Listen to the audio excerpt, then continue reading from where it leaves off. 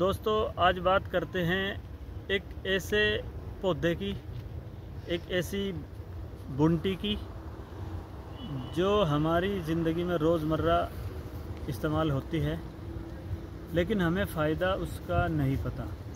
हम सिर्फ इस्तेमाल करते हैं, लेकिन किन किन मर्ज़ों में काम करती है, क्या क्या हमें फ़ायदे देती है, क्या नुकसान करती है, हमें नहीं पता। तो उस जड़ी बूटी से मैं आपको आगाह करता हूँ, उसकी पूरी जानकारी मैं आपको दे रहा हूँ। तो बात करते हैं आज सरसों की। दोस्तों आज हम इधर से गुज़र रहे थे, तो आपकी ज़िंदगी में जो रोज़ाना खाने पीने की इस चीज़ें हैं उनका जो इस्तेमाल होता है, तो सरसों के बारे में भी आज मैं आपको जानकारी दे रहा हूँ। तो सरसों का जो खेत है ये आम तौर पर नवंबर में सरसों बोई जाती है और ये फरवरी लास्ट और मार्च में बिल्कुल ख़त्म हो जाती है। तो इसका जो फूल है वो पीले रंग का होता है और इसका जो बीज है वो गुंछों की शक्ल में हमें मिलता है। और अगर हम इसकी खेती करना चाहें तो फ़ायदा बहुत ज़्यादा है और इस पर लागत इतनी ज़्यादा नहीं आती। तो सरसों को उगाएं और फ़ायदा उठाएं। इसका जो तेल है हमारे खाने पीने की जो अशिया हैं, जो चीज़ें हैं, उनमें इस्तेमाल होता है।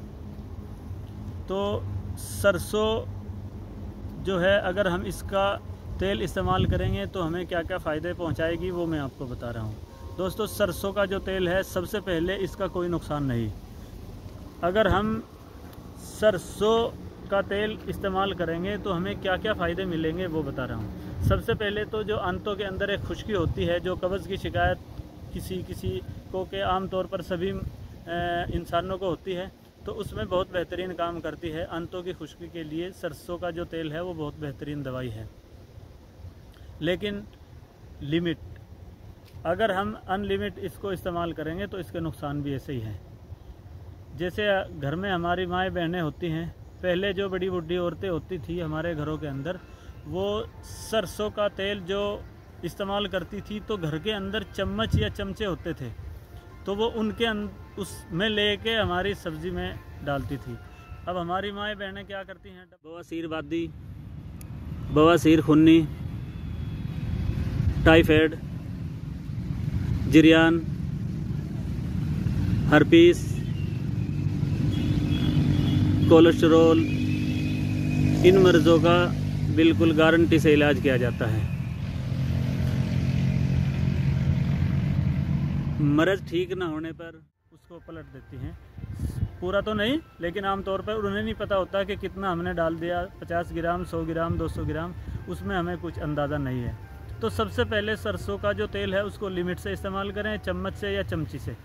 डब्बा बिल्कुल उंधा ना करें, शीशी ना करें, क्योंकि हमें नहीं पता कितना डल गया। तो ऐसे में आमतौर पर जो लीवर फैटी का जो मर्ज़ आजकल ज़्यादा है, तो वो इसी वजह से है, क्योंकि अनलिमिट जो है वो हमारे खाने में जो सरसों का तेल इस्तेमाल होता है उसकी वजह से ये होता है। तो सबसे पहले इसका जो इस्तेमाल करें चम्मच या चमची से, क्योंकि हमें अंदाज़ा है कि इतना तेल हमारी सब्ज़ी में डल गया, तो इस पे बहुत ज़्यादा ध्यान देने की ज़रूरत है। तो इसका लिमिट के हिसाब से सब्ज़ी में इस्तेमाल करें। दूसरा एक और मर्ज़ होता है दोस्तों, आम तौर पर बालों का। तो आजकल बालों में लगाने के लिए तेल बहुत ज़्यादा हैं, लेकिन सबसे बेहतरीन जो तेल है वो सरसों का तेल है। तो सर में अगर लगाना है तो सरसों का तेल लगाएं। पहले सर में जो है फ्यास बिल्कुल नहीं होता था, भुस्सी बिल्कुल नहीं होती थी, गंजे बिल्कुल नहीं होते थे, क्योंकि आम तौर पर लगभग सभी छोटे बड़े घरों में, अमीरों में, गरीबों में, सभी में सरसों का तेल लगाया जाता था सर के अंदर।